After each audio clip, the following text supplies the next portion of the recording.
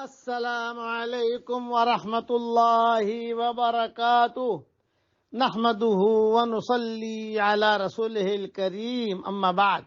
آج کا سبق سن لیجئے۔ آج کے سبق کی سرخی ہے پیارے اللہ سے محبت کیجئے، پارٹ نمبر 40۔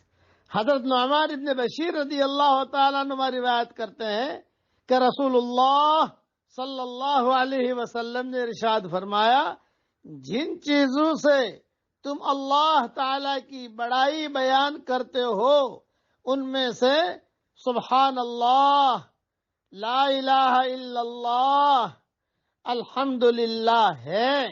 یہ کلمات عرش کے چاروں طرف گھومتے ہیں، ان کی آواز شہد کی مکھیوں کی بھنبھناہٹ کی طرح ہوتی ہے۔ اس طرح یہ کلمات اپنے پڑھنے والے کا اللہ تعالیٰ کی بارگاہ میں تذکرہ کرتے ہیں۔ کیا تم یہ نہیں چاہتے کہ اللہ تعالیٰ کی بارگاہ میں کوئی تمہارا ہمیشہ تذکرہ کرتا رہے؟ یہ حدیث ابن ماجہ میں ہے۔ بتاؤ، اب دیکھو میں نے یہ کلمہ پڑھا، اب یہ میرا تذکرہ ہو رہا ہے عرش پر، کیونکہ صحیح حدیث ہے۔ آپ بھی پڑھ لو تو آپ کا بھی تذکرہ ہوگا۔ پڑھو میرے ساتھ، سبحان اللہ، لا الہ الا اللہ، الحمدللہ۔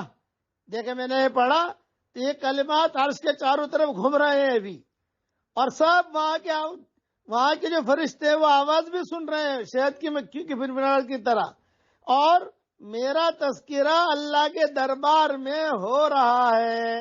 یہ کلمات میرا تذکرہ کر رہے ہیں کہ اللہ پاک یونس مدینہ منورہ میں بیٹھ کر یہ سبق دے رہا ہے، باب السلام کے قریب میں بیٹھ کر دے رہا ہے، اور اس کا تذکرہ ہو رہا ہے۔ یہ بالکل صحیح حدیث ہے، ابن ماجہ میں یہ حدیث ہے۔ اس لیے اس وقت میں سبق دے رہا ہوں، باب السلام کے قریب بیٹھا ہوا ہوں مسجد نبوی کے، اور یہاں میں سبق دے رہا ہوں۔ اس لیے آپ پڑھو گے تو آپ کے ساتھ بھی یہی معاملہ ہوگا، آپ کا بھی تذکرہ ہوگا۔ رسول اللہ صلی اللہ علیہ وسلم نے ارشاد فرمایا، کیا تم یہ نہیں چاہتے کہ اللہ تعالیٰ کی بارگاہ میں کوئی تمہارا ہمیشہ تذکرہ کرتا رہے؟ یہ جملے پڑھتے رہو گے، ہمیشہ ہم پڑھتے رہیں گے، ہمارا تذکرہ اللہ کے دربار میں ہوتا رہے گا۔ ایک مرتبہ اور پڑھ لیجئے، سبحان اللہ، لا الہ الا اللہ،